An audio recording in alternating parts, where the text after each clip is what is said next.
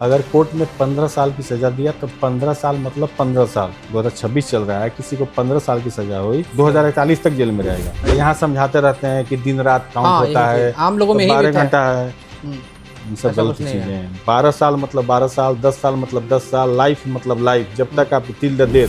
हमारा संविधान जो है ना सर, वो बहुत फ्लेक्सिबल है कि 100 दोषी बचना चाहिए, एक निर्दोष नहीं फंसना चाहिए। बिल्कुल। इन केस अगर जो क्राइम किया है उसके तरफ से आप वकील हैं, तो क्या वो सही बताता है कि सर मैंने तो किया लेकिन मुझे बचा लीजिए? कैसे बोलता है वो लोग? तिहाड़ जेल में ऐसा भी एक मुझे कैदी मिला, फिर पैरोल पे बाहर गया, फिर मर्डर करके आ गया।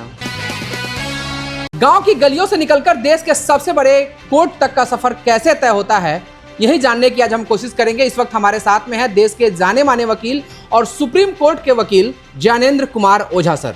सर बहुत बहुत स्वागत है आपका एक्सपर्ट न्यूज पे। Thank you sir. सर आप सुप्रीम कोर्ट के वकील हैं, सरकारी वकील हैं, किस पद पे हैं आप और किस तरह से सेवा हो रही है आपकी? हमारा जो पैनल हुआ था भारत सरकार में, वो नवंबर 2025 में हुआ था। और उसमें ये होता है कि जो सुप्रीम कोर्ट में जो भारत सरकार की तरफ से जो केसेस फाइल की जाती है, उसको हम भारत सरकार की तरफ से सुप्रीम कोर्ट में पैरवी कहते हैं, जो अपने यहाँ की भाषा में कहें एपीएट होते हैं और भारत सरकार का पक्ष रखते हैं वहाँ। तो इसमें लगभग 500-600 लोगों का जो है वो पैनल किया गया, वो लोग भारत सरकार की सेवाएं दे रहे हैं। आखिर आप यहाँ से मोतिहारी से चंपारण के हैं और चंपारण से आप सुप्रीम कोर्ट तक का सफ़र तय किए हैं, कितना चुनौतीपूर्ण रहा और किस तरह से वहाँ पहुँचे आप? देखिए, मेरा स्कूलिंग और जो है और कॉलेज की शिक्षा जो है वो एमएस कॉलेज मोतिहारी से हुआ। उसके बाद 2007 में मैं गया बनारस। 2008 से 11 में मैंने LLB में एडमिशन लिया बनारस हिंदू यूनिवर्सिटी में, BHU में। वहाँ से लॉ ग्रेजुएट हम हुए 2011 में, और उसके बाद से हमने प्रैक्टिस स्टार्ट किया दिल्ली में। उसके बाद से दिल्ली में ही अभी तक हम वहीं पे काम कर रहे हैं। तो ये चीज़ें एक कह सकते हैं ना कि इस प्रोफेशन में जो है वो जल्दीबाजी में कुछ नहीं होता कि आप सोचें कि हम आज गए और आज ही कुछ हो जाए। इसमें बहुत ही ना पेशेंस का ज़रूरत है कि आप धीरे धीरे धीरे, और ख़ास कर जैसे हम लोग जैसे लोग जो छोटे शहरों से निकल करके अपने एक ख्वाब बुनते हैं, एक सपने देखते हैं कि मैं बड़े शहर में जा करके और चीज़ों को अच्छा करूँ, तो इसलिए ये बहुत ही आसान प्रोसेस नहीं है। लेकिन अगर आप कहते हैं ना कि लाइफ में एक जिद होना भी बहुत ज़रूरी है। बिल्कुल, एक जिद्दी होना चाहिए आदमी को कि हमको कुछ करना है, तो इसको लेकर के हम लोग आगे बढ़े। अब जैसे अपने यहाँ जो है मोतिहारी में देखिए या पूरे बिहार में देखिए, लगभग इन क्षेत्रों में जो है वो गवर्नमेंट जॉब का ज़्यादा क्रेज़ है। लेकिन अगर पढ़ने में आपको लगता है या कुछ अच्छा करने का, कुछ नया कदम चुनने का, तो हमने आज प्रैक्टिस में मुझे इतना मतलब अच्छा लगता है कि आपका काम है, आप अपने ढंग से किसी गरीब का मदद भी कर सकते जिसके पास पैसा नहीं है। जैसे मैं सुप्रीम कोर्ट में हूँ और दिल्ली सरकार में DLSA में भी हूँ, लीगल एड में हूँ। वहाँ दिल्ली सरकार के तरफ से भी डिस्ट्रिक्ट कोर्ट में पैरवी करता हूँ केसों की। जो वहाँ DLSA में कौन लोग आते हैं? DLSA में वो लोग आते हैं जिनके पास पैसा नहीं है, जो बिल्कुल गरीब लोग हैं। तो वहाँ भी लगभग मैं 2 साल से काम कर रहा हूँ DLSA में। तो एक समाज से जुड़ने का मौका मिलता है। लॉ फील्ड यही है कि आपको समाज से निचले स्तर से लेकर ऊपर स्तर के लोगों को जुड़ने का मौका मिलता है, और बहुत ही नज़दीक से देखने का मिलता है कि आखिर देश में एक लीगल एड जो हमारे संवैधानिक प्रोविजन भी है, फ्री लीगल एड हम जो देते हैं, तो ये सरकार जो है ये वेलफेयर में आता है कि हम एक वेलफेयर, हम क्या है, DPSP है क्या, directive principle of state policy है। जनता, सरकार जो है जनता को ज़्यादा से ज़्यादा बेनिफिट देना चाहती है। फ्री लीगल एड हो गया, आप हमेशा देखते होंगे कि फ्री मेडिकल कैंप लगता है, फ्री लीगल DLSA की तरफ से दिल्ली में लगभग जगह पे जो है वो लीगल एड किया जाता है। जिसे हम लोग क्या करते हैं, मैं अभी जेल विजिट में जाता हूँ, वहाँ से रिपोर्ट लेकर के हम कोर्ट को देते हैं, DLSA ऑफिस को देते हैं। उसके बाद हम लोग झुग्गी झोपड़ियों में जाते हैं, वहाँ लीगल कैंप लगाते हैं, वहाँ लेक्चर देते हैं कि आपके खिलाफ कोई है जिस सेक्सुअल अब्यूज का केस हो या बच्चों को गुड टच बैड टच का हो, उनको भी शिक्षा दिया जाता है शुरू में। तो दिल्ली में जो है लीगल एड बहुत अच्छा है। अब इन सब चीज़ों को करते हुए सरकार की तरफ से हमने दिया था कि भारत सरकार में भी अब सुप्रीम कोर्ट में हम लोग हैं, और 2022 से मैं सुप्रीम कोर्ट में मीडिएटर भी हूँ। तो वहाँ एक मीडिएशन करते करते भी चीज़ें समझ में आने लगती हैं कि कैसे कैसे क्या क्या हो रहा है और चीज़ों को आसान कैसे बनाया जा सकता है। तो ये सब एक अच्छा एक्सपीरियंस हो रहा है। सर मेरा सवाल ये रहेगा आपसे, आप मोतिहारी से पहुंच कर सुप्रीम कोर्ट तक का सफ़र आपने तय किया, क्या कोई आम परिवार का बच्चा भी वकील बन सकता है, सुप्रीम कोर्ट तक पहुंच सकता है? अगर हाँ तो कैसे, क्या रास्ता होता है इसका? इसका रास्ता दो है। आज के डेट में तो क्लैट आ गया है। जी। क्लैट के थ्रू आप +2 के बाद जो है आप एग्ज़ाम दीजिए, और नेशनल लॉ यूनिवर्सिटी जितने हैं, सेंट्रल यूनिवर्सिटी जितने हैं, वो जो है इंट्रेंस लेकर के आपको जैसा रैंक आता है वैसा कॉलेज मिलता है। लेकिन हम लोग के टाइम में जो हुआ था वो BHU का इंटरनल अपना टेस्ट था। BHU अपना इंट्रेंस टेस्ट कराती है हर सब्जेक्ट का। अब BA करना हो, LLB करना हो, B.Ed करना हो, तो इन सब चीज़ों को लेकर के तो हमने उस समय अप्लाई किया था, और हम लोग उसके इंट्रेंस में पास हुए और फिर एडमिशन हुआ। तो इसको लेकर के फिर 3 साल तक हम वहाँ पढ़ाई किए, और उसके बाद से हम एक अच्छे इंस्टीट्यूशन से पढ़ने का फ़ायदा ये मिलता है। जैसे मैं सुप्रीम कोर्ट में आज खड़ा हूँ तो किस दम पे खड़ा हूँ, ठीक है, किस दम पे खड़ा हूँ। सिर्फ एक हम लोग अपने मदन महल मालवीय जी जो है हमारे बुज्जी नहीं है, जो BHU का स्थापना किए, उनके आशीर्वाद से हम लोग सब चीज़ मानते हैं।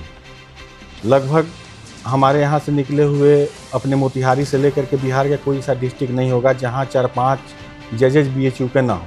अभी मोतिहारी में आपके 3-4 लोग हैं जी, मैं मिला भी हूँ। तो ये हम मानते हैं कि जो हमसे सीनियर होते हैं उनको हम बड़े भाई मानते हैं। बिल्कुल। तो इसलिए अच्छे इंस्टीट्यूशन से अगर आप लॉ करते हैं तो आपको एक कॉन्फिडेंस मिलता है, क्योंकि हमारा कोई बैक सपोर्ट, जैसे मेरे फैमिली में कोई लीगल बैकग्राउंड नहीं है, मैं ही हूँ। तो सुप्रीम कोर्ट में क्या है ना कि लीगल बैकग्राउंड ज़्यादा मायने रखता है। अच्छा। जिनका लीगल बैकअप, अब सुप्रीम कोर्ट में कौन प्रैक्टिस करते हैं? जो हाई कोर्ट के जजेज के लड़के हैं, हाई कोर्ट के रिटायर्ड जजेज है वो भी सुप्रीम कोर्ट में प्रैक्टिस करते हैं। देश के जो हाई कोर्ट में बहुत अच्छे सीनियर एडवोकेट हैं वो प्रैक्टिस करने जाते हैं। आपको ब्यूरोक्रेट के बच्चे हैं वो प्रैक्टिस करते हैं। MLA MP के जो बच्चे हैं अगर लॉ कर लिए वो सुप्रीम कोर्ट में प्रैक्टिस करते हैं। तो कहने का अर्थ है कि पूरे देश में एक सुप्रीम कोर्ट है, और वहाँ पे आपको खड़े होना बहुत ही पैसेंस का काम है, और बहुत ही तरीके से अपनी बुद्धि से, अपने बिहेव से आप लोगों से जुड़ते हैं, काम जनरेट करते हैं, और वो चीज़ें आगे बढ़ती है। इसलिए इन पैनल में होता यह है कि भारत सरकार से आपको जो भी है ड्राफ्टिंग होती है, अपीयरेंस होता है, ये चीज़ों में आपको धीरे धीरे भारत सरकार की जितने मिनिस्ट्री हैं उनसे जुड़ने का भी मौका मिलता है। तो इसलिए हम ये कहेंगे, अगर युवाओं की अब बात करते हैं, कि आपको एक जिद पालनी पड़ेगी कि मुझे पढ़ना है, क्योंकि लीगल फील्ड वो खासकर अब जैसे अपने डिस्ट्रिक्ट में है मोतिहारी में, तो मोतिहारी में तो कर लेंगे काम, लेकिन दिल्ली इस समय है कि ज़्यादातर लोग पढ़े लिखे हैं। आप अगर कोई ड्राफ्टिंग भी करते हैं तो वो बोलते हैं वकील साहब ड्राफ्टिंग करके मुझे भेज दीजिए। वो आपकी ड्राफ्टिंग चेक करते हैं, उसके बाद से फिर वो चेक करके देंगे कि हाँ ये चीज़ें यहाँ गलत है, ये चीज़ें यहाँ सही है, फिर आप फाइल करेंगे। लेकिन अपने यहाँ तो ये सिस्टम है ही नहीं। वकील साहब जो मन किया लिख दिए, फाइल कर दिए। तो इसलिए थोड़ा सा अच्छे इंस्टीट्यूशन से आप पढ़ते हैं, मेरा सजेशन यही रहेगा। ऐसे इंस्टीट्यूशन कोई भी कहते हैं कि बुरा नहीं होता, हर जगह अच्छे टीचर हैं, लेकिन जो रिप्यूटेड इंस्टीट्यूशन हैं जिनमें सही में, अगर मैं BHU से पढ़ा लिखा हूँ तो BHU के बारे में जानता हूँ कि सही में हमारे टीचर जो थे वो मतलब हम लोग यहाँ MS कॉलेज से भी पढ़े, तो वहाँ लगता था कि ये पढ़ाने के लिए ही इस दुनिया में आए हैं। वो इतने डिवोटेड है पढ़ाने के लिए कि कभी कभी दिल से दिल दुआ नहीं। अब लगता है कि वो लोग क्या हैं जिनका लगता है कि ये काम ही इनका पढ़ाना है। तो इसलिए बहुत फ़र्क पड़ता है अच्छे इंस्टीट्यूशन से। आप जैसे BHU हुआ, आपको DU से हमारे बहुत अच्छे मित्र हैं। DU में भी लॉ फैकल्टी काफ़ी अच्छी है, BHU का है। जामिया मिलिया इस्लामिया का उनका भी है। लखनऊ यूनिवर्सिटी में जो है अम्बेडकर यूनिवर्सिटी जो है सेंट्रल यूनिवर्सिटी, वहाँ पे भी लॉ का है, वहाँ भी बहुत अच्छा है। तो कहने का मेरा है कि हमारे संपर्क में जितने लोग आए जो सेंट्रल यूनिवर्सिटी से जुड़े हुए हैं और जो अच्छे इंस्टीट्यूशन से जुड़े हुए हैं, उनका नॉलेज और उनकी कैपेबिलिटी जो है, उनकी कैपेसिटी जो है वो काफ़ी अच्छा होता है। इसलिए मेरा है कि अगर करना है तो अच्छे इंस्टीट्यूशन से करिए, ताकि आपके अंदर एक ऐसा कॉन्फिडेंस रहे कि मैं कहीं भी खड़े होकर के, चाहे सुप्रीम कोर्ट हो, चाहे हाई कोर्ट हो, चाहे डिस्ट्रिक्ट कोर्ट हो, मैं कहीं भी आर्गू कर सकता हूँ। ये कॉन्फिडेंस आपको नॉलेज से आएगा और किसी से नहीं आएगा। बिल्कुल ऐसा नहीं है छोटे यूनिवर्सिटी से लोग करके, मैंने जो स्टेट यूनिवर्सिटी है, छोटे यूनिवर्सिटी का मतलब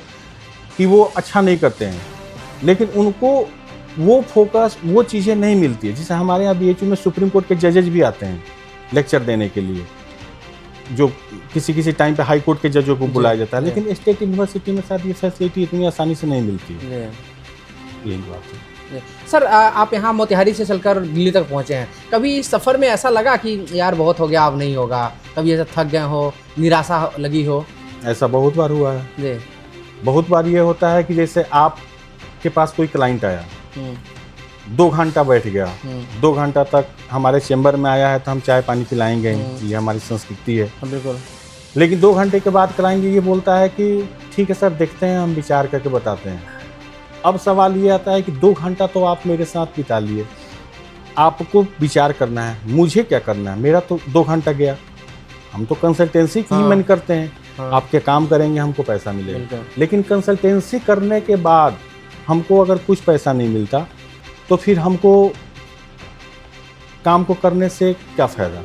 तो ऐसा अगर दिन भर में मान लीजिए कि 4 क्लाइंट आया आपके ऑफिस में, और चारों को आप 2-2 घंटा समझा दिए, 1 घंटा समझा दिए, और शाम को आप घर जाएंगे तो आप क्या सोचेंगे? यार हम कैसे गलत चीज़ों में आ गए। तो इसलिए आपको एक अच्छा बैकअप, एक अच्छा अपना माइंडसेट, पैसेंस ले करके चलना होगा कि हम कैसे चीज़ों को अच्छा करेंगे, और जिद भी पाल के रखनी है हमेशा रोज़ सुबह कि मुझे यही करना है। आज अगर राम जेठमलानी से लेकर के सोली सोराबजी से लेकर के अभी लोग नहीं है दुनिया में, तो अभी जैसे सिब्बल सर हैं, वो डेली मुलाकात हमारी होती है, अभिषेक मनु सिंह भी हैं, सलमान खुर्शीद हैं, हमारे बार के प्रेसिडेंट और बिहार के ही हैं विकास सिंह सर, जो अभी हमारे CBI supreme court bar president हैं। ये सब लोगों को साथ मिलने का, और जिसको हम टीवी में देखा करते थे उनके साथ बैठ के चाय पीने का और चीज़ों का मौका मिलता है, तो जब उनकी बातें सुनने को मिलती है तब ये अंदर से जिज्ञासा जगती है कि हमको भी इस फील्ड में टिके रहना है ताकि हम भी इनकी तरह बन सकते हैं। तो वहाँ ये फ़ायदा है, आपको रोज़ इंकरेजमेंट मिलता है अपने से सीनियरों को देख करके, और कोर्ट में हम प्रेजेंट होते हैं तो आर्गूमेंट उनका देख करके सर का कितना अच्छा आर्गूमेंट है, तो आपको डे बाय डे लर्न करने में दिक्कत होता है। जो जजमेंट, जो चीज़ें आप किताबों में पढ़ते हैं यहाँ जैसे मोतिहारी में है, और वो चीज़ें हम फेस टू फेस देखते हैं वहाँ, जजेस से क्या आर्गूमेंट होते हैं, जजेस क्या क्वेश्चन पुटअप करते हैं, हम क्या पुटअप करते, मतलब जो सीनियर एडवोकेट हैं वो आर्गू कर रहे हैं तो क्या पुटअप करते हैं। तो ये हमारे वहाँ तो एक अलग ही लाइफ का सुकून मिलता है कि भले पॉकेट में पैसा ना हो, लेकिन एक सुकून मिलता है कि मुझे जो चाहिए वो मिल रहा है। मतलब नॉलेज का भूखा आप कर सकते हैं, चीज़ों को देखने का नज़रिया कर सकते हैं। कह सकते हैं कि पैसा बहुत है, लेकिन कभी कभी लगता है कि क्या करें पैसे का। लेकिन वहाँ है कि शुरू में पैसे नहीं है, लेकिन बाद में बहुत पैसे हैं, अनलिमिटेड पैसे हैं जितना आप सोच नहीं सकते। तो आप तो वकील हैं, सीनियर पोस्ट पे पहुँच चुके हैं, अंदर से सब चीज़ों को आपने देखा है। क्या करियर ऑप्शन है? क्या बच्चे जो हैं जो सरकारी नौकरी के पीछे भागते हैं या अन्य चीज़ों के पीछे भागते हैं, क्या वकालत में, वकील बनने में भी उस तरह का मतलब करियर है आगे? क्या कहेंगे हमारे जो युवा जो देख रहे हैं उनको? जो युवा हैं उनके लिए एक ही सजेशन है कि आप पहले खुद को सेटिस्फाई करो, और कहते हैं ना एक गुड माइंड है जो गुड जॉब।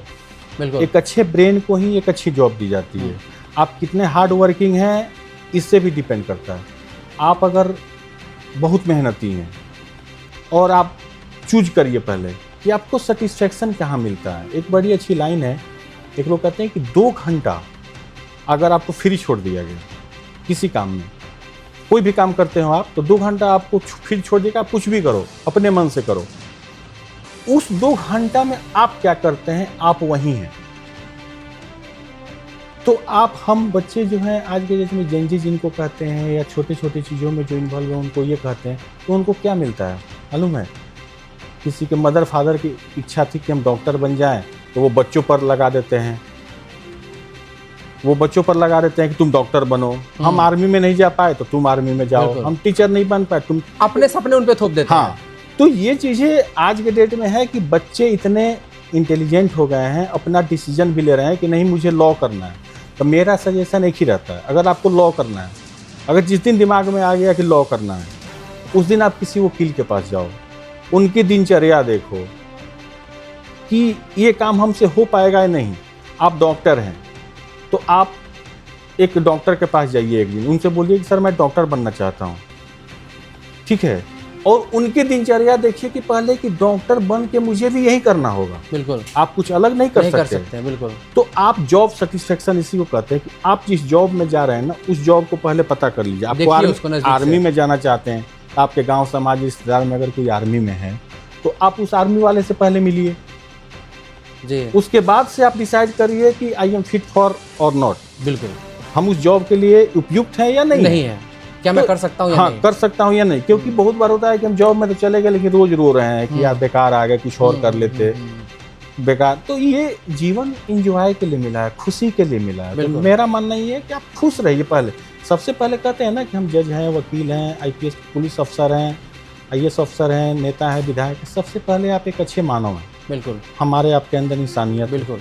कुछ भी पोस्ट के पहले एक अच्छे इंसान बनिए। तो एक अच्छे इंसान की सबसे अच्छी निशानी है कि आप खुद से पहले सेटिस्फाई हो जाओ कि जो मैं कह रहा हूँ वो सही है या गलत है। पहले खुद को सेटिस्फाई करो। अगर मैं खुद से मजबूत हूँ तो दुनिया से लड़ सकता हूँ। अगर मैं खुद से मजबूत नहीं हूँ तो खुद से नहीं लड़ पा रहा हूँ तो दुनिया से क्या लड़ूंगा। जिसे आपके पास कोई क्लाइंट ही केस लेकर के आता है, आप खुद ही अगर पुलिस प्रशासन से, हमारा काम बहुत चैलेंजेस है। हमको पुलिस प्रशासन से भी लड़ना होता है। अगर क्लाइंट मेरा सही है, मेरे नज़र में सही है, तो हम पुलिस प्रशासन से भी लड़ते हैं, जज से भी लड़ते हैं। लेकिन उस लड़ने को हम आर्गूमेंट कहते हैं। और यहाँ पुलिस डिपार्टमेंट पर भी हम सीधे सीधे आरोप लगाते हैं। बहुत सारे कस्टोडियल डेथ होते हैं दिल्ली में, मतलब देश में बहुत सारे कस्टोडियल डेथ होते हैं। पुलिस स्टेशन पे किसी का डेथ हो गया, कस्टडी में था, डेथ हो गया। बहुत सारे होते हैं ऐसे। पुलिस स्टेशन में किसी महिला के साथ रेप हो गया। तो उसका आवाज़ एक वकील समुदाय ही ऐसा है जो चीज़ों को उठाता है और चीज़ों को करता है। इसलिए हमारे वही मैं बता रहा हूँ कि सबसे पहले जॉब सेटिस्फेक्शन है।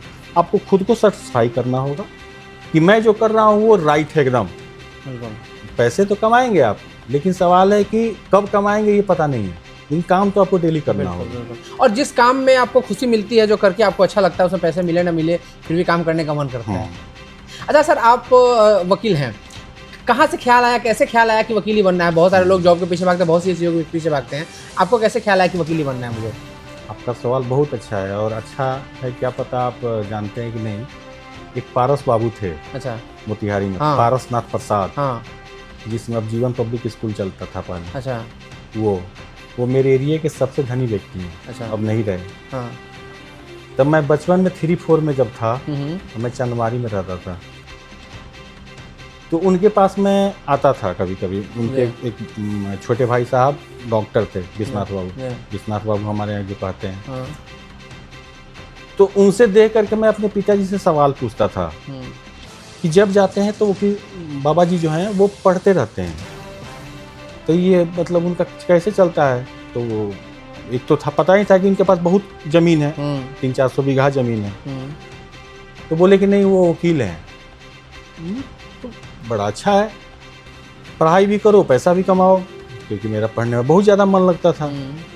तो ये मैं कह सकता हूँ कि मेरे पिताजी की देन है कि उन्होंने ही सजेस्ट किया कि जब तुम्हारा मन इतना ही लगता है पढ़ने में, तो वकालत कर लो, पढ़ते भी रहोगे, पैसा भी कमाओगे। तो अगर सही देखा जाए तो वहाँ से इंस्पायर हुए। और उसके बाद से कहीं दोस्तों से या चीज़ों से पता चला, तो उसके बाद से मैं BHU का रुख किया, पता किया था। उस समय मैं MA करके गया था लॉ करने BHU में, तो बहुत चीज़ें पता हो गई थी। तो ये चीज़ें मैं कर करके, तो मुझे वहाँ जा कर के लगा कि अच्छे टीचर से, वहाँ के टीचर से मिलने के बाद पता चला कि लाइफ जो है ना वो बड़ी डिवोटेड होना चाहिए। क्योंकि हमारे यहाँ टीचर इतने डिवोटेड हैं BHU में, लगता है कि वो अपना सब कुछ जितना उनके अंदर है वो सब निकाल के दे देंगे कि आप अच्छे बन जाओ। इसलिए BHU का देखिए कितना अच्छा जुडिशरी में रिजल्ट है, सरकारी वकील में, जहाँ भी लीगल डिपार्टमेंट है वहाँ BHU का बहुत ज़्यादा रिजल्ट होता है। तो हम इंस्पायर यहाँ से हुए। लेकिन अगर डिवोटेड कहिए, दोनों सब अलग अलग हैं। इंस्पायर होना और डिवोटेड होना। डिवोटेड मीन्स कि आप देखते हैं किसी को कि ये आदमी यही काम करके कितना खुश है, और फिर हम उसको नज़दीक से देखते हैं कि ये सोच लिया है कि मुझे एक जीवन में एक ही काम करना है, बेहतरीन करना है। अब बहुत लोग हैं कि 10 काम करते हैं जीवन में, लेकिन एक ही कीजिए, बेहतर कीजिए। बिल्कुल। तो ऐसा कीजिए कि उस काम के लिए कोई याद करे तो आप ही को करे। हाँ, बिल्कुल। आपके जीवन में कोई ऐसा केस याद कीजिए, ऐसा मुकदमा जो आपको अभी भी याद हो, और कितना चैलेंजेस था, क्या हुआ था उसमें? चैलेंजेस तो बहुत है। मैं आपको बता दूं आपके जानकारी के लिए, मैं अभी तक लगभग 15-16 साल की वकालत हो गई। 15-16 साल के वकालत में लगभग मैं 10-12 हाई कोर्ट में आर्गूमेंट किया हूँ। जिसमें अहमदाबाद हाई कोर्ट है, Gujarat high court, Nainital high court हो गया, जबलपुर हो गया, नागपुर बेंच महाराष्ट्र हो गया, ग्वालियर बेंच हो गया। इन सब जगहों पे मैं आर्गू किया हूँ उसको, उस कोर्ट में जा कर के, हाई कोर्ट में। नाम तो नहीं बता सकते हम किसी केस का, जी। लेकिन फैक्ट डिस्क्लोज कर सकते हैं आपसे। डॉरी डेथ का मामला अच्छा। मैं डिस्ट्रिक्ट कोर्ट से लेकर के हाई कोर्ट तक लड़ा, हम्म। जिसमें जो आज की डेट में आप रिपोर्टिंग करते हैं या चीज़ों को जर्नलिस्ट के तौर पर देखते हैं कि सबसे ज़्यादा आज की डेट में मैट्रिमोनियल चीज़ें हो रही हैं, तो हम उसी केस में इन्वॉल्व हुए थे। और उस केस में हमने उस पूरे परिवार को, मैं हस्बैंड के तरफ से था, दोनों लोग काफ़ी पावरफुल थे और एक दूसरे को बर्बाद करने का नियत थी। हालांकि लड़की ने सुसाइड किया था, लेकिन एक दूसरे को बर्बाद करना चाहते थे। लेकिन धीरे धीरे चीज़ें बदली और चीज़ों को समझ आया, तो चीज़ों में लगा कि मतलब इस केस का आप ये कह सकते हैं कि हमने क्या सीखा। हमने देखा कि समाज में हमारा कुछ नुकसान होता है ना, तो हम दूसरे का नुकसान करना चाहते हैं। डॉरी डेथ में खास करके अपने दहेज हत्या में अगर हमारी बेटी मर गई तो हम चाहते हैं कि लड़के का परिवार भी बर्बाद हो जाए। बिल्कुल।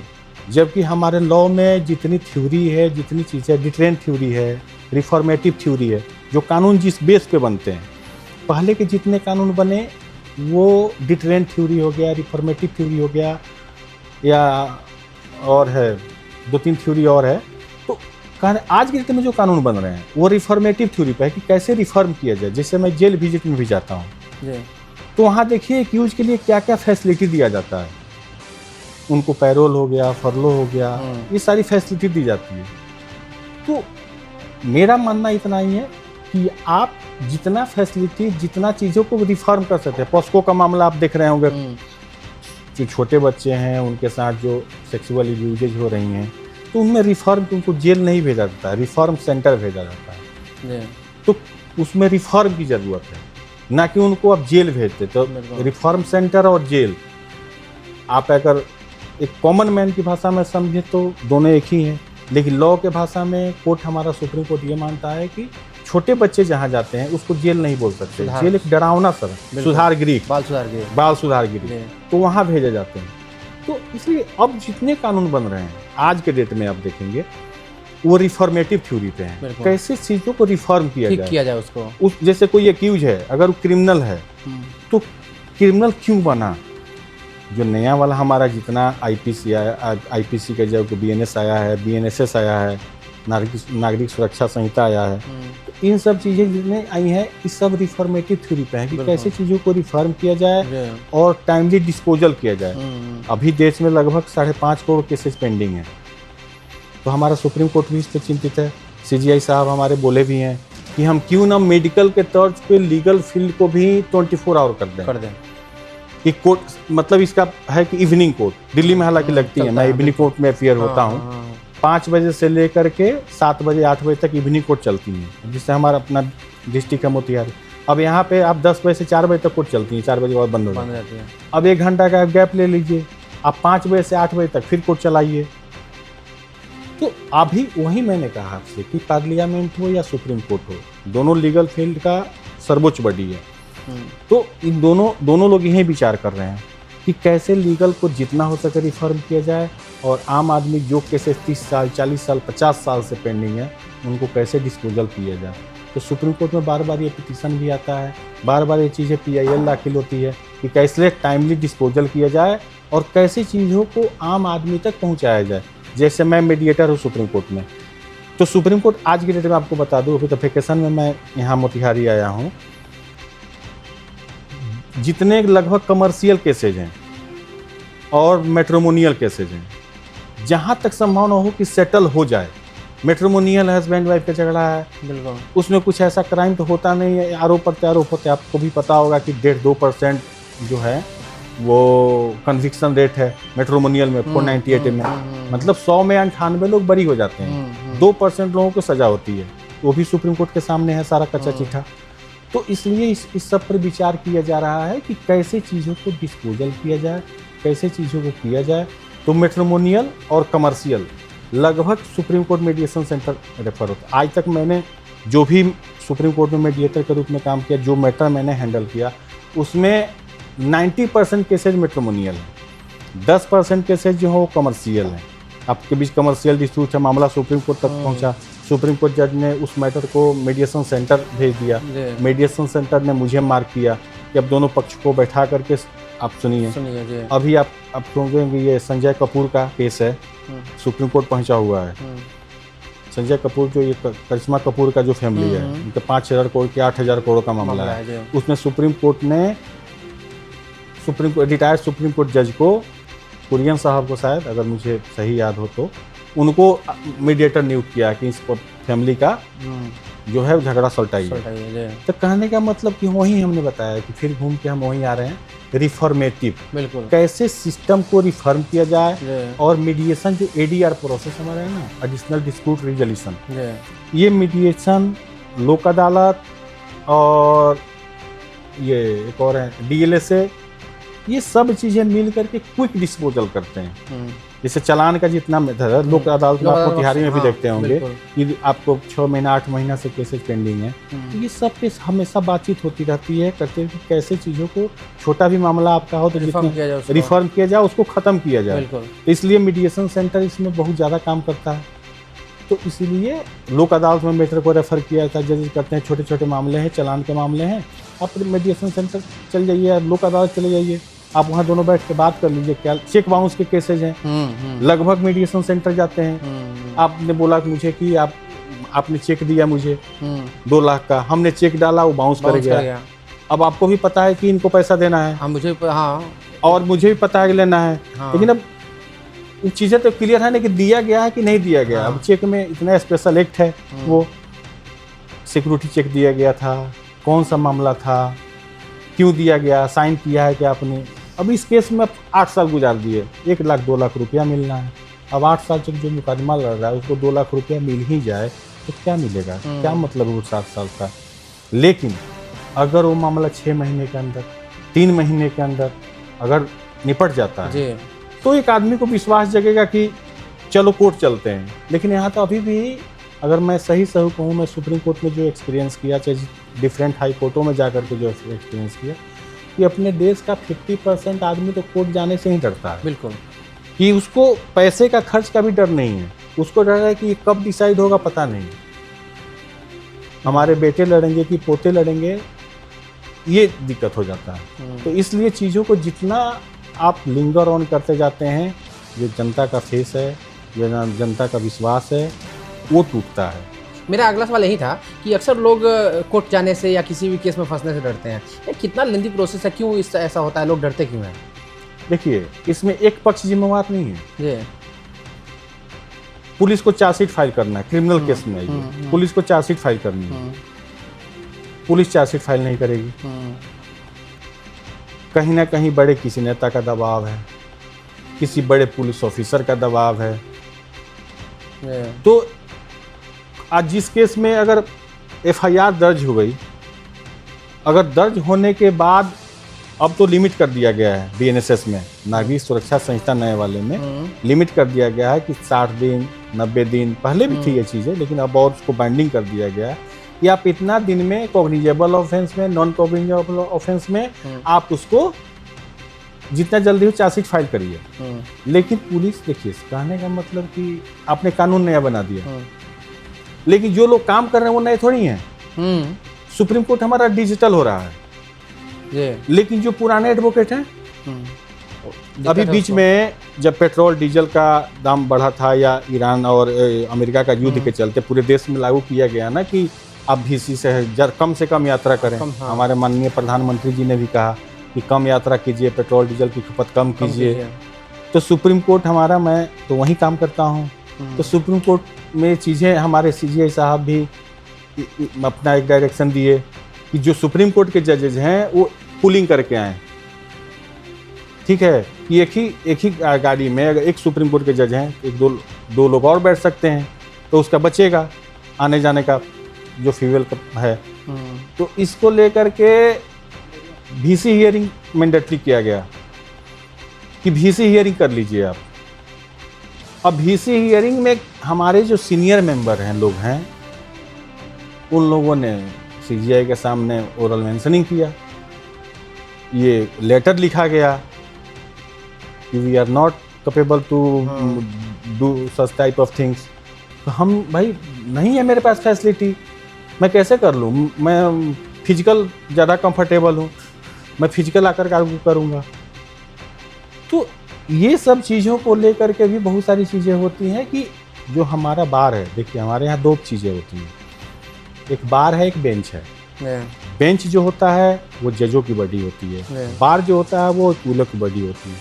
तो ये न्याय के दोनों पहिए हैं, ये दोनों लेकर के चलते हैं। आपने कहा ना कि केसेस लंबी चलती हैं, अगर जजेज का कुछ ऐसा रुख रहा तो वो हमारे फेवर में नहीं है। इसी लगभग पूरे देश में एक इसी कॉमन है, चैम्बर अलॉटमेंट। कुछ लोगों को दे दिया जाता है, कुछ लोगों को नहीं दिया जाता है, कुछ लोगों को, अब उसमें अगर कोई अनियमितता पाई जाती है तो हमारा बार स्ट्राइक पे चला जाता है। स्ट्राइक पे चला गया उस दिन कोर्ट में कोई काम नहीं होगा। अगर किसी जज ने काम कर दिया तो बार जो है उस कोर्ट का बहिष्कार कर देती हैं कि हम स्ट्राइक पे हैं, आप कोई एडवर्स ऑर्डर कैसे कर दिए, कोई वकील साहब नहीं पहुंच पाए तो आप NBW इशू कर दिए क्लाइंट को, क्यों कर दिए भाई साहब? तो इससे बाद उनका बाइकआउट करती है। ये इलाहाबाद हाई कोर्ट में भी होती था। तो एक मैटर लिंगर ऑन होने का एक कारण नहीं है। सही बात। पुलिस प्रशासन भी उतना ही रिस्पॉन्सिबल है, जुडिशियरी भी है। कभी जज साहब छुट्टी पे हैं।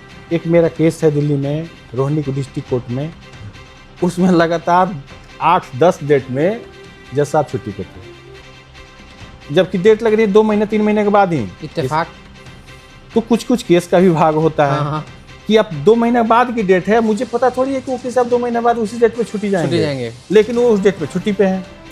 कभी उसी डेट में स्ट्राइक हो गई तो क्या कर लेंगे? डेट ही नहीं पड़ा। केस क्रिमिनल केस में आईओ जो इन्वेस्टिगेशन किया उसका 2 साल 3 साल बाद ट्रांसफर हो गया। अब उसको जो चीजें पता थी, नए आईओ साहब जो लिखा हुआ वही तो पढ़ेंगे ना। लेकिन जिसके सामने क्राइम हुआ, जो देखा, आई विटनेस तो नहीं कर सकते, मतलब उस जगह पे पहुंचे वो। हाँ, उस जगह पे पहुंचे, सब छानबीन किया। अब 5 साल 10 साल बीत गया, फिर आईओ चेंज हो गए, केस का जो इन्वेस्टिगेशन ऑफिसर है, अब वो उस फाइल को तो जो लिखा है वहीं पढ़ेगा, उस सेंटीमेंट से थोड़ी पढ़ रहा है वो। बिल्कुल सही बात। तो इसमें भी अब बस चल रहा है, कुछ चीज़ें को चलाई जा रही हैं कि ठीक है, कुछ लोग अपना दिन काट रहे हैं सिस्टम में कि अब तो 6 महीना बचा है रिटायरमेंट का, क्या करना है, बस कैसे हूँ कट जाए।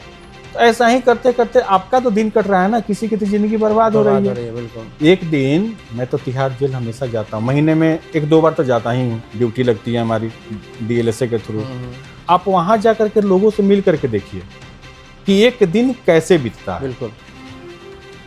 लेकिन सिस्टम में जो लोग काम कर रहे हैं, जैसे हम ही लोग पहले किसी को देखते थे अरेस्ट हो रहा है तो लगता था पुलिस पकड़ ली, अब कोई मतलब नहीं है। जिससे BHU आप जाएंगे तो लंका गेट से जब इंटर करेंगे तो मर्चरी है बगल में, यानी सर सुंदरलाल हॉस्पिटल जो इतना बड़ा हॉस्पिटल है उसकी मर्चरी है 100 ग्रीड। तो वहाँ से हम लोग सुबह सुबह जब 9 बजे क्लास करने जाते थे तो वहाँ डेली 3-4 बॉडी दिखाई देती थी। तो शुरू में हम लोग नाक बंद कर लेते थे, लेकिन धीरे धीरे आदत हो गई। उसी सेम वही चीज़ सिस्टम में है। ना जज साहब को जल्दीबाजी है, ना पुलिस वालों को जल्दीबाजी है, ना वकील साहब को जल्दीबाजी है, लेकिन सबसे ज़्यादा अगर कोई बदनाम है तो वकील साहब जिम्मेवार है, वकील साहब डेट ले लेते हैं। कभी हम बीमार हो गए, कभी हमारे अपोजिट साइड के वकील साहब बीमार हो गए, कभी पुलिस का आईओ है वो बीमार हो गया, क्रिमिनल पार्ट हो गया। सिविल पार्ट में आप उतना ही देख लीजिए, ज़मीन का विवाद है, आप कह रहे हैं मेरे दादा लिखाए थे, जिनसे लिखाए थे वो 2 भाई थे, एक ही भाई से लिखा लिए थे, उसका पूरा सिस्टम सही नहीं था, लिखाया गया वो गलत था। अब आप अगली डेट पे एक कागज़ देते हैं, फिर अपोजिट पार्टी एक कागज़ थमा देता है कोर्ट को। अब कोर्ट या वकील साहब आपके ज़मीन को, आपके खानदान को थोड़ी जानते हैं, किसी को नहीं जानते हैं। जो रिकॉर्ड पे है हम वही जानते हैं। तो रिकॉर्ड पे जितनी चीज़ें हैं वो सही हैं, इसको मान के चलें। इसी को एग्जामिन करने में, इसी को करने में एक लंबा टाइम बीत जाता है, धीरे धीरे पता नहीं चलता है और टाइम बीतता जाता है। तो इसलिए एक लिंगर ऑन करने में मैटर को और डिले 5 साल 7 साल 10 साल, ये आम आदमी कहे तो शोभा देता है। हम जो लीगल फील्ड में काम करते हैं, एज ए एडवोकेट काम करते हैं, तो हम ये कह सकते हैं कि वो एक आदमी दोषी नहीं है उसके लिए। कोई भी लीगल इशू हो, एक लोग काम नहीं कर रहे हैं, नेशनल लेवल पे है, आप पक्ष बोले कुछ भी, विपक्ष बोले कुछ भी, इस केस में ऐसा नहीं हुआ, इस केस में ऐसे, वो एक सिस्टम बना हुआ, उसी सिस्टम पे काम होगा। सरकार कोई भी आए, कोई भी जाए, वो एक सिस्टम है और इसमें सब आते जाते हैं, सब बारी बारी जिसका जैसे दिन आ रहा है वैसे वैसे होता जाता है। सर एंटीसिपेटरी बेल जो होता है ये क्या होता है? एंटीसिपेटरी बेल होता है कि अगर आप पढ़ेंगे जो बीएनएसएस में भी है, पहले में भी है, सीआरपीसी में, तो सीआरपीसी में ये प्रोविजन ये है anticipatory, fear for arrest. FIR का जिक्र नहीं है उसमें कि आपके खिलाफ एफआईआर लो जो फिर एंटीसिपेटरी मिलेगी, ऐसा नहीं है। आपके दिमाग में ये लग रहा है कि मुझे अरेस्ट किया जा सकता है कभी भी, आप कोर्ट में जा सकते हैं एंटीसिपेटरी बेल के लिए। अब कोर्ट आपसे पूछेगी क्यों आपको डर लग रहा है। अगर कोर्ट सेटिस्फाई हो जाती है कि हाँ मुझे डर है, ठीक, तो फिर आपका एक्सेप्ट होगा, आपको एंटीसिपेटरी बेल ग्रांट कर दिया जाएगा। एफआईआर दर्ज हो गया है, आपका नाम नहीं है, फिर भी आपको डर है कि पुलिस मुझे मेरा नाम चार्जशीट में डाल सकती है और मुझे अरेस्ट कर सकती है, उस केस में भी आप ले सकते हैं। एंटीसिपेटरी मतलब अरेस्ट के पहले का बिल, अब जी तक अरेस्ट नहीं है आपके दिमाग में फियर है या एफआईआर दर्ज है, आपको लग रहा है कि नहीं मैंने गलत किया ही नहीं। किसी मामले में एफआईआर होने वाली है, हो सकता है मेरा नाम हो जाए उसमें, हो जाए, बस इतना ही डर चाहिए। लेकिन इतना डर आपको कोर्ट के सामने प्रेजेंट करना होगा। How to prove that you are not guilty. आप कैसे चीज़ों को रखते हैं, कैसे चीज़ों को समझते हैं कि आपने क्राइम नहीं किया है। कोर्ट को आपने किया है कि नहीं किया है ओरिजिनली वो तो कोई नहीं जानता है, लेकिन कोर्ट को ये आपको समझाना पड़ेगा। कोर्ट को आपको मतलब वकील साहब के आपको, यही तो है आर्गूमेंट की कला, कि जज साहब को समझ में आ जाना चाहिए कि नहीं इनका क्लाइंट इनोसेंट है, कि इसका इन्वॉल्वमेंट है। बाद में भले जो हो, एक बार अगर केस में अगर बेल हो गया तो फिर ज़्यादा कुछ नहीं था। आप यहीं देखिए बिहार वाले केस में कितना बवाल हुआ कि खान सर वाले केस में खान सर को बेल मिल गया, लेकिन बाद में बहुत सारे हुए। तो एक बार अगर बेल ग्रांट हो जाता है तो जल्दी कोर्ट कैंसिलेशन में नहीं जाते। हालांकि सुप्रीम कोर्ट में, हाई कोर्ट से बहुत सारे बेल होने के बाद भी कैंसिलेशन हम लोग जाते हैं। आज सुप्रीम कोर्ट बेल कैंसिल भी करती है, ऐसा नहीं है कि बेल कैंसिल नहीं होता है।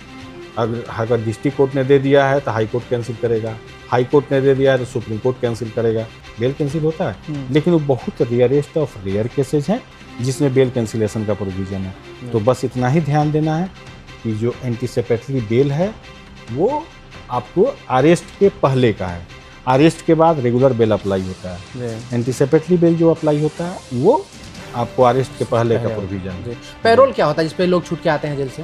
जैसे आपको लंबी सजा हो गई, सजा हो गई, जैसे आप अभी राम रहीम का देखे मीडिया में कभी आता है कि उनको लगभग अभी तक 20 की 25 बार या उससे ज़्यादा बार मिल चुका है। वो वही हम आपने जो शुरू में चर्चा की है कि आप पत्रकार हैं, मैं एडवोकेट हूँ, लेकिन इसके पहले हम क्या हैं? एक मानव, एक इंसानियत है हमारे अंदर। तो हमारा लीगल जो प्रोसेस है ना वो टोटली ह्यूमैनिटी पे डिपेंड है। जहाँ आपने एक है, जैसे आईपीसी आप जानते होंगे, आईपीसी बना था, लेकिन आईपीसी बना कैसे? लॉर्ड में काले थे उस समय गवर्नर जनरल, जिनके काल में बना था हमारा 1860 में। तो हमारा आईपीसी जो ड्राफ्ट किया या जो ड्राफ्टिंग कमेटी बनाया या जो होल एंड सोल रिस्पॉन्सिबल है, उसका एक थ्योरी है प्लीजर एंड पेन। एक थ्योरी है इसकी प्लीजर एंड पेन की, जिस थ्योरी के आधार पर पूरी आईपीसी है। जितनी मजा उतनी सजा। आपको क्राइम करते समय जितना मजा आया था उतना ही सजा दिया जाएगा। इसी पे पूरी आईपीसी है। आप देख लीजिए, जितना आप गोली मारे हैं किसी को, कोई मर गया, आपको बहुत मजा आया गोली चलाने में, तो आप अब उतना ही सजा मिलेगा आपको भी। किसी की जिंदगी गई है तो आप भी जिंदगी भर तड़पिए। इस टोटल आईपीसी जो अपना है, इंडियन पिनल कोड, अब बीएनएस हो गया है, ये जो है यही प्लीजर एंड पेन पे है पहली चीज। और आपने जो पूछा कि क्या बता रहे थे, पैरोल क्या होता है, पैरोल वाला, तो उसी का ये पार्ट है कि आपको सजा हो गई। अब ह्यूमैनिटी उसमें आ रहा है ना बीच में, कि आप अब 30 साल के थे, जिस क्राइम हो गई, अब हमको लाइफ का सजा हो गया, लाइफ इम्प्रिजमेंट हो गया, डेथ की सजा हो गई, तो क्या हम अपने परिवार से, समाज से खत्म हो गए? हम किसी का, माँ का, भाई का, बहन का, बीवी का डेथ अगर होता है तो हम वहाँ जा सकते हैं। हम बहुत दिन हो गया, तो इसको लेकर के ये प्रोविज़न है। और हमारे यहाँ मैं बताता हूँ, तिहाड़ जेल जाता हूँ तो वहाँ पे जो कैदी ऐसे भी हैं जिनका कोई नहीं है, ऐसे भी कैदी हैं जेल में जिनका कोई नहीं है।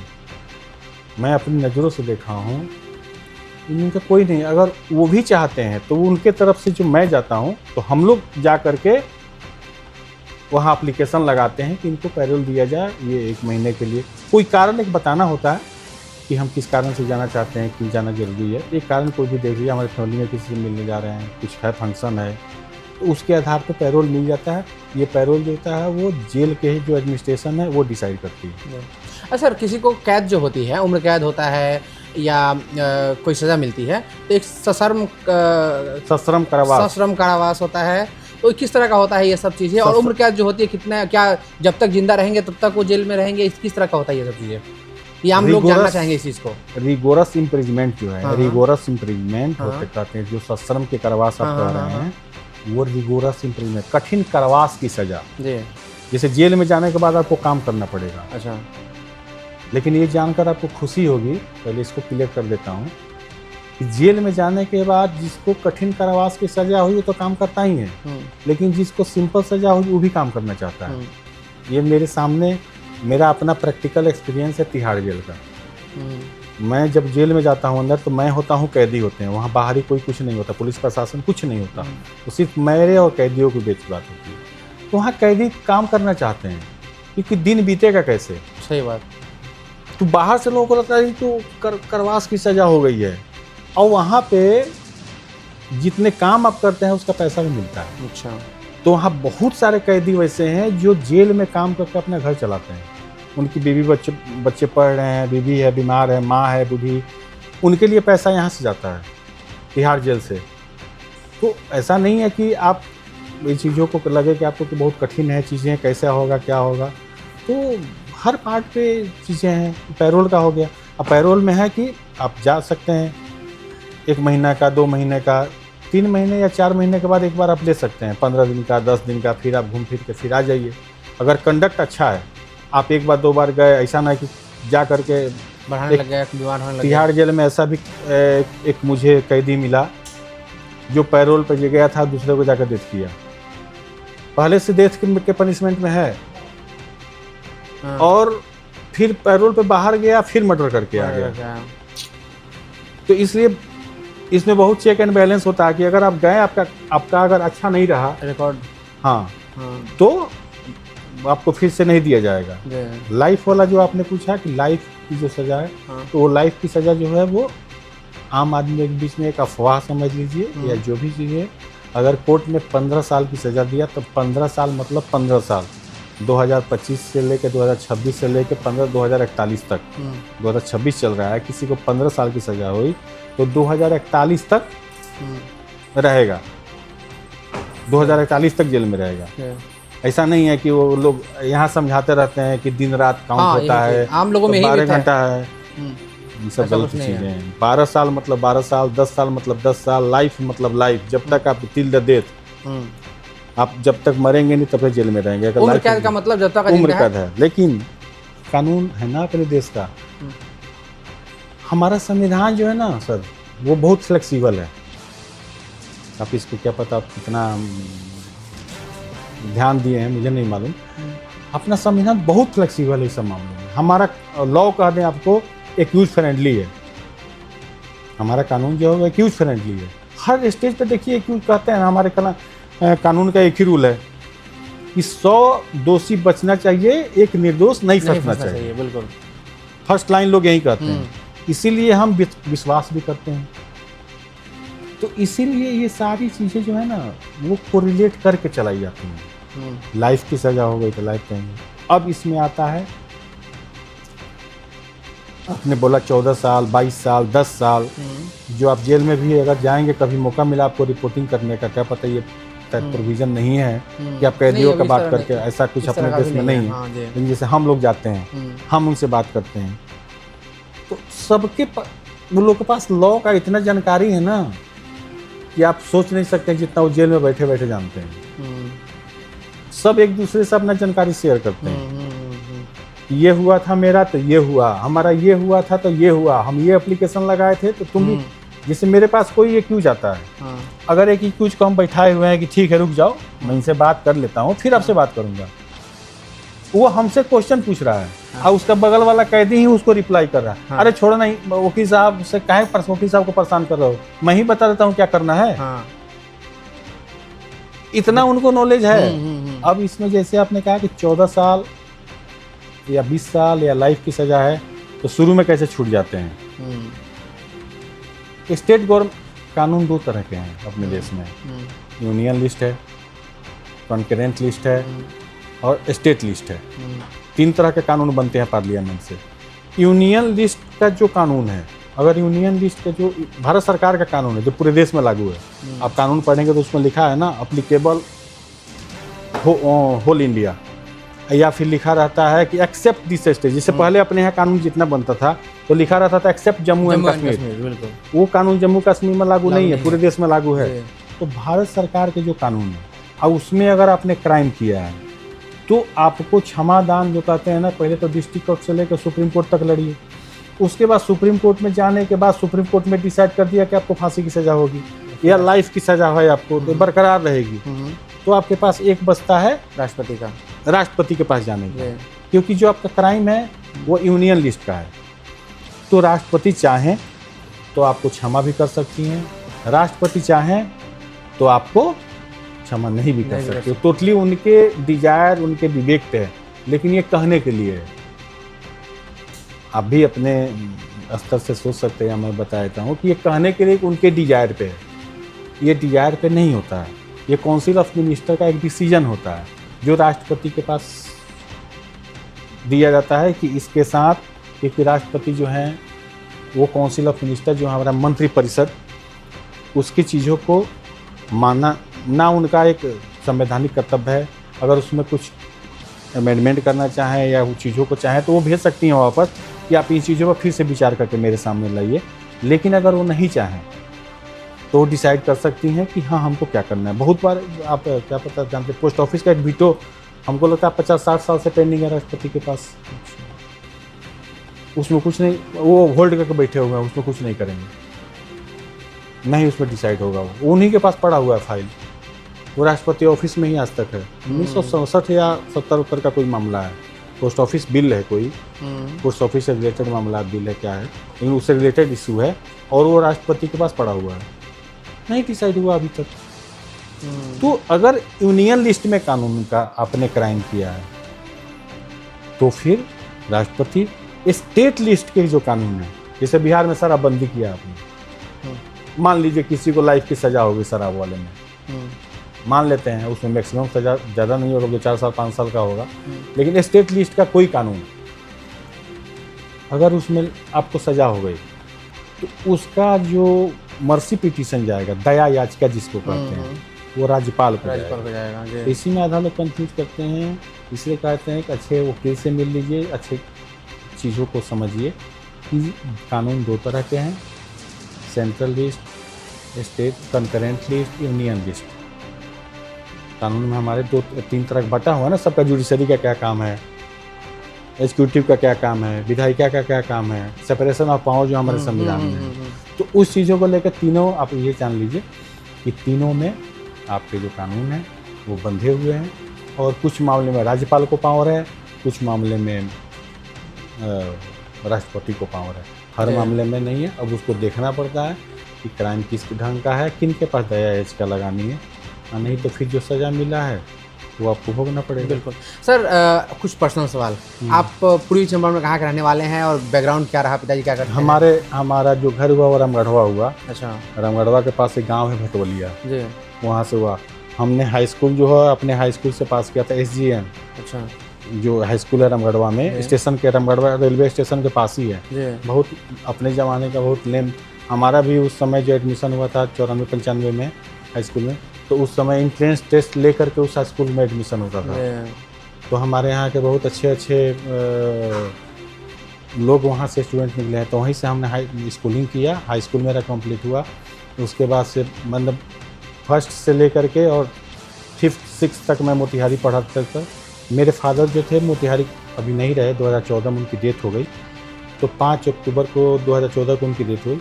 और हम लोग मतलब 1 से 6 तक मैं यहीं रहा। मेरे फादर यहीं कोर्ट में टाइपिस्ट थे, मोतिहारी कोर्ट में। तो हम लोग का जो पालन पोषण और समझिए कि जो शिक्षा दीक्षा हुई वो कोर्ट से ही हुई है। टाइपिस्ट थे कोर्ट में, मोतिहारी कोर्ट में। 30-32 साल आप किसी से पूछेंगे ओझा जी टाइपिस्ट, तो कोई भी बता देगा। बड़ा ही अच्छा इमेज था और हम लोग उसी पैसे से पले बढ़े हैं।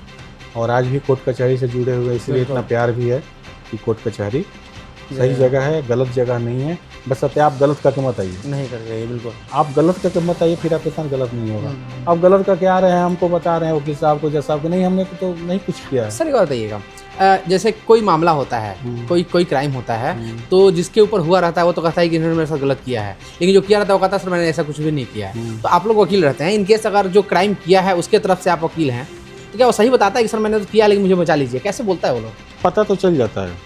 अच्छा, ऐसा नहीं है कि हमसे बोलता नहीं कि हाँ मैंने गलती तो कर लिया, मुझे बचा लीजिए? हमसे तो बोलेगा ही। अच्छा, आपसे बोलेगा? हाँ, आपसे बोलेगा, लेकिन हमसे बोलेगा हाँ कि सर गलती तो हो गई है, सब चीज बताएगा। हाँ, अब उसी में तो हमको डिफेंस कर, क्योंकि मेरा प्रोफेशनल ड्यूटी है ना। मान लीजिए अपने देश में तो अजमल कसाब को भी एडवोकेट दिया गया ना। हमारा देश ही, हम बताए आपको शुरू में ही कि हमारा जो लॉ है ना फ्लेक्सिबल है, क्रिमिनल लॉ। ज्यादा से ज्यादा प्रोविजन ये बनाया कि कैसे आपको बचा जाइए, आपको फांसी की सजा ना हो। इसके लिए सारे कानून बने हैं। इसके लिए नहीं बने हैं कि कोई थोड़ा सा हो उसको लटका दो। कानून इसलिए बने हैं ताकि सुधार दिया जाए, सुधार किया जाए।